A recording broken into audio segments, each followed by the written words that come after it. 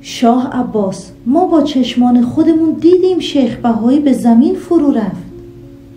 روزی شاه عباس صفوی به شیخ بهایی گفت دلم می‌خواهد تو را قاضی القضات کشور کنم تا همانطور که معارف را نظم دادی دادگستری را هم سر و سامان بدهی، بلکه حق مردم رعایت شود.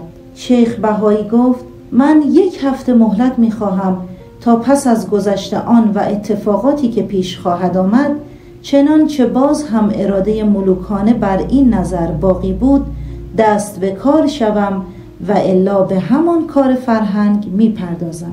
شاه عباس قبول کرد و فردا شیخ سوار بر الاغش شد و به مصلای خارج از شهر رفت. افسار الاغش را به تنه درختی بست و وضو گرفت و عصای خود را کناری گذاشت و برای نماز ایستاد. در این حال رهگذری که از آنجا می‌گذشت شیخ را شناخت، پیش آمد و سلام کرد.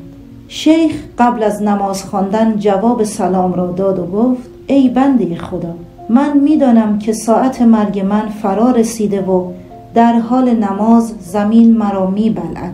تو اینجا بنشین و پس از مرگ من الاغ و عصای مرا بردار و به شهر برو، به منزل من خبر بده و بگو شیخ به زمین فرو رفت و لیکن چون قدرت و جرأت دیدن عزراییل را نداری، چشمانت را بر هم بگذار و پس از خواندن 70 مرتبه قل هو الله احد مجددا چشمهایت را باز کن و آن وقت الاغ و عصای مرا بردار و ببر. مرد با شنیدن این حرف از شیخ بهایی با ترس و لرز به روی زمین نشست و چشمان خود را بر هم گذاشت. شیخ هم عمامه خود را در محل نماز به جای گذاشت و فوراً به پشت دیواری رفت و از آنجا به کوچه‌ای گریخت و مخفیانه خود را به خانه خیش رسانید. به افراد خانواده خود گفت امروز هر کس سراغ مرا گرفت بگویید به مصلا رفته و بر نگشته. فردا صبح زود هم مخفیانه پیش شاه می روم و قصدی دارم که بعداً معلوم می شود. شیخ بهایی فردا صبح قبل از طلوع آفتاب به دربار رفت و چون از نزدیکان شاه بود هنگام بیدار شدن شاه اجازه حضور خواست و چون به خدمت پادشاه رسید عرض کرد اعلی حضرت، میخواهم کوتاهی عقل بعضی از مردم و شهادت آنها را فقط به سبب دیدن یک موضوع به شاه نشان دهم و ببینید مردم چگونه عقل خود را از دست میدهند و مطلب را به خودشان اشتباه میفهمانند.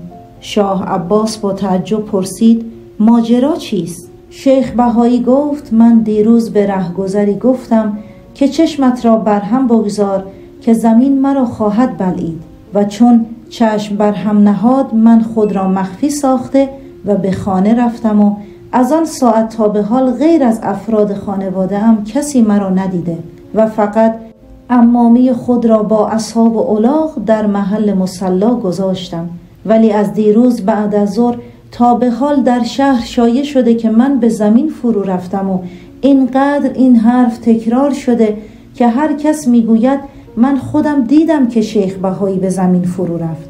حالا اجازه میفرمایید شهود حاضر شوند؟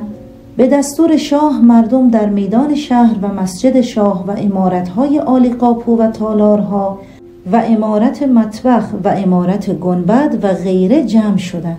جمعیت به قدری بود که راه عبور بسته شد، لذا از طرف رئیس تشریفات امر شد که از هر محلی 1 نفر شخص متدین و فاضل و مسن و عادل برای شهادت تعیین کنند تا به نمایندگی مردم آن محل به حضور شاه بیایند و درباره فقدان شیخ بهایی شهادت دهند.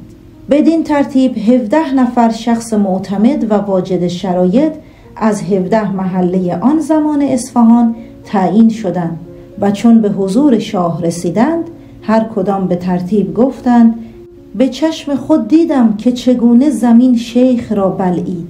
دیگری گفت خیلی وحشتناک بود، ناگهان زمین دهان باز کرد و شیخ را مثل یک لقمه غذا در خود فرو برد. سومی گفت به تاج شاه قسم که دیدم چگونه شیخ التماس می کرد و به درگاه خدا گریه و زاری می کرد. چهارمی گفت خدا را شاهد می گیرم که دیدم شیخ تا کمر در خاک فرو رفته بود و چشمانش از شدت فشاری که بر سینه اش وارد می آمد از کاسه سر بیرون زده بود. به همین ترتیب هر یک از آن 17 نفر شهادت دادند. شاه با حیرت و تعجب به سخنان آنها گوش می کرد. عاقبت شاه آنها را مرخص کرد و خطاب به آنها گفت: بروید و مجلس عزا و ترحیم هم لازم نیست، زیرا معلوم می شود شیخ بهایی گناهکار بوده است. وقتی مردم و شاهدان عینی رفتند، شیخ مجدد به حضور شاه رسید و گفت: قبله عالم، عقل و شعور مردم را دیدید؟ شاه گفت: آری، ولی مقصودت از این بازی چه بود؟ شیخ عرض کرد: به من فرمودید قاضی القضات شوم. شاه گفت: بله، ولی این موضوع چه ارتباطی به آن دارد؟ شیخ گفت: من چگونه میتوانم قاضی القضات شوم با این که میدانم مردم هر شهادتی بدهند معلوم نیست که درست باشد. آن وقت حق گناهکاران یا بیگناهان را به گردن بگیرم؟ اما اگر امر میفرمایید ناچار به اطاعتم.